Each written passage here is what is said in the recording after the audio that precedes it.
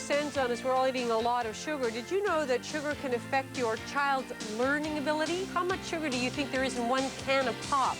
How does 10 teaspoons sound? What is this all doing to you? We'll find out. Food banks. There are about 1,100 emergency food shelters and feeding programs across this country. Can we ever get rid of these programs? We'll explore the options. And we have a gentleman with us. He's the highest paid in his profession, doesn't have an enemy in the world, is seasonally employed, and his name is Santa Claus.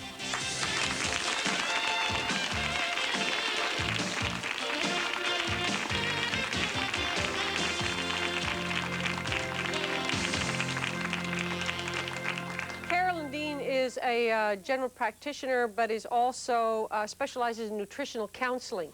And in one can of pop, this is 10 teaspoons of sugar. 10 teaspoons of sugar in one can of pop. Right. And if we get a milkshake? 30 teaspoons of sugar. 30 teaspoons of sugar. Right. Just think of it.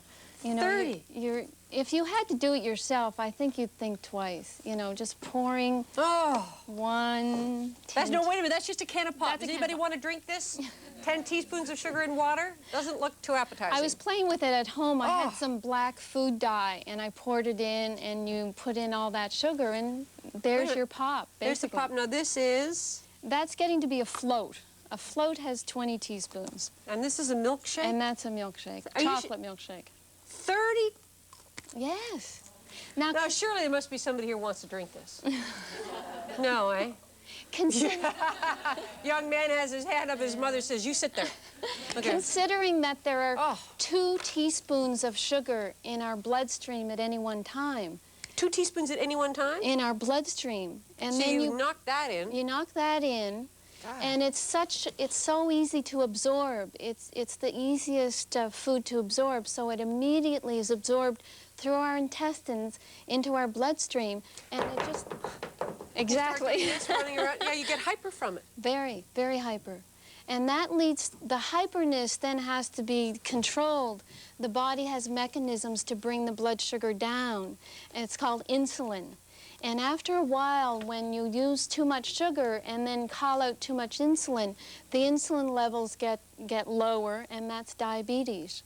No, wait a minute.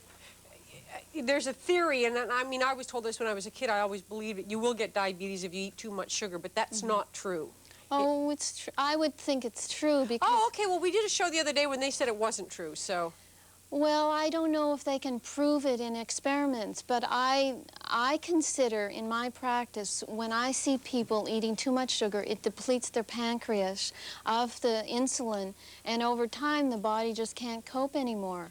There are many hormones that have to come into play. For example, the blood sugar comes up, you put insulin in, it can drop down too low. At that point of being too low, adrenaline comes out to push it back up, and then you get another hyper attack. Okay, now wait a minute. What happens when you've got a lot of sugar in your system? You start to get hyper? Yes. And when it drops down and gets really low, you get depressed. You get depressed and tired and tired and sluggish, and you crave more sugar, and you can get sweaty and feel just ill, and you need something to eat. And that something is translated into needing another coffee or a donut or a chocolate bar to get your blood sugar back up. How does it affect learning? Well, that's interesting. An amazing study over 1 million school children in New York City schools in 803 schools, and they assessed over several years that the learning ability increased when they took sugar and some food additives and colors out of the school food that they were supplying. It also, by decreasing sugar, kids had better manners. They weren't, they talked about antisocial behavior. There was less fighting and I guess in New York, less stabbing and shooting of teachers and whatnot. But definitely there was a decrease in antisocial behavior, an increase in learning ability, and probably a decrease in infections. I think I mentioned earlier to you that the white blood cells that fight infections are diminished when you take too much sugar. You were saying that your children in your practice that you see that are really sick come to you mostly after Halloween and Christmas and after a birthday party. I can say to a kid when they come in with a sore throat or an ear infection, so, whose party did you go to?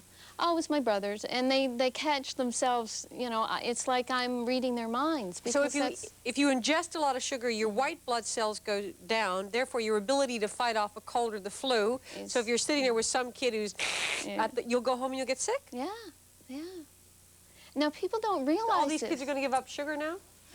How much sugar does a child take in a day if you have, well, if you have one pop, a chocolate bar after school, some gum, sugar-coated cereal in the morning, jam on your toast? Yeah. Listen to this one. There was a study on rats where they were fed a sugar-coated cereal, and the other group of rats was fed the box that the cereal came in. The rats that ate the box lived longer than the rats that ate the sugar-coated cereal. And that's all they fed them? Yep. They did the same study with rats and gum, sugar-coated gum. And the rats that had the gum, but you know what I never figured out is how did they get the rats to chew the gum? You ever figure that one? Anyway, the point is that we all have too much sugar in our, I mean, is there an acceptable amount of sugar? Well, this is where we can come to some of the more natural forms of sugar. White processed sugar comes from a cane. Cane sugar. Called sugar cane. It's called sugar cane, which is supposedly an acceptable food because it's got fiber, it's got nutrients, it's got minerals that help in its own digestion. But when you take all that away, that's 90% of the sugar cane, and 10% is this sweet sugar. So when you subtract it out of all its other good things, you're just getting the hit of the sugar. People call it an anti-nutrient because it requires all kinds of minerals taken, leached out from the body in order to digest it. It actually causes osteoporosis because it allows more and more calcium to leave the body. Do you know how they make brown sugar?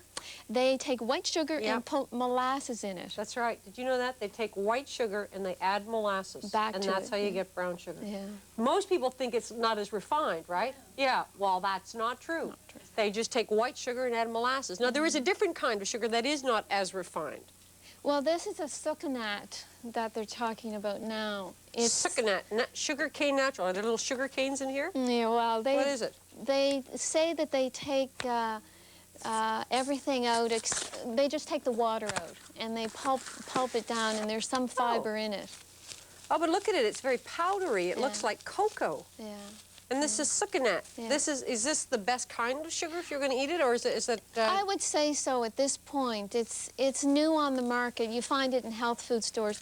It's much more expensive than white sugar, but you think about 50 years ago, sugar by the pound 50 years ago was $2.50, and now it's only a few cents a pound. This is $3.89. I'm not trying to sell it, but it's just an example. No, it's expensive. We're going to take a break. When we come back, some alternatives to using sugar, some things you can do. Also, we'd like to talk about hypoglycemia and hyperactive children. Okay. We're back in just a second.